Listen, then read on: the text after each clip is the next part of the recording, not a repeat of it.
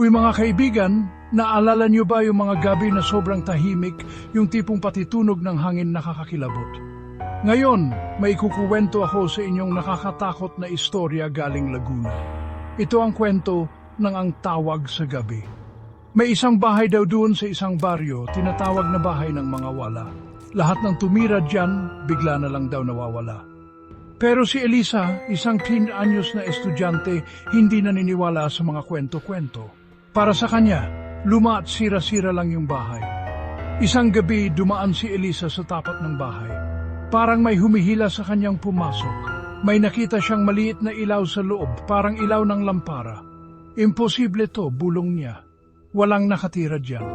Pero imbis na umuwi, pinuntahan niya yung bahay.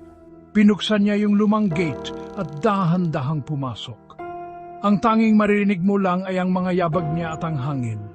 Ang dilim-dilim, puro alikabok at ang baho. Nilibot niya yung mata niya at may nakita siyang telepono, yung lumang-luma na. May ganito pa pala dito, sabi niya. Biglang tumunog yung telepono. Ring! Parang huminto yung oras, natakot si Elisa. Sinagot niya yung tawag. Hello, nanginginig niyang tanong. Walang sumasagot.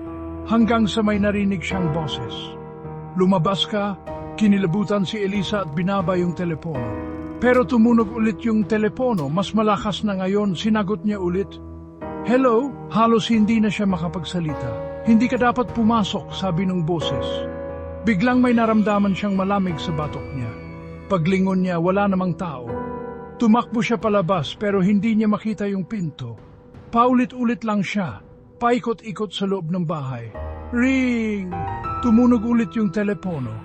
Sa sobrang takot, sinagot niya ulit. Ano ba ang gusto mo? Sigaw niya. Ikaw, sagot ng boses. Biglang nawala yung boses sa kabilang linya at nagdilim. Narinig ng mga tao sa labas yung sigaw ni Elisa. Pero pagdating nila sa bahay, wala na si Elisa. Ang tanging nakita lang nila ay yung telepono na parang may tumutulong dugo. Hanggang ngayon may nagsasabi na kapag dumaan ka sa bahay na yun ng hating gabi, maririnig mo yung telepono. At kapag sinagot mo, baka ikaw na ang isusunod. Nakatakot, di ba? Ano sa tingin niyo ang nangyari kay Elisa?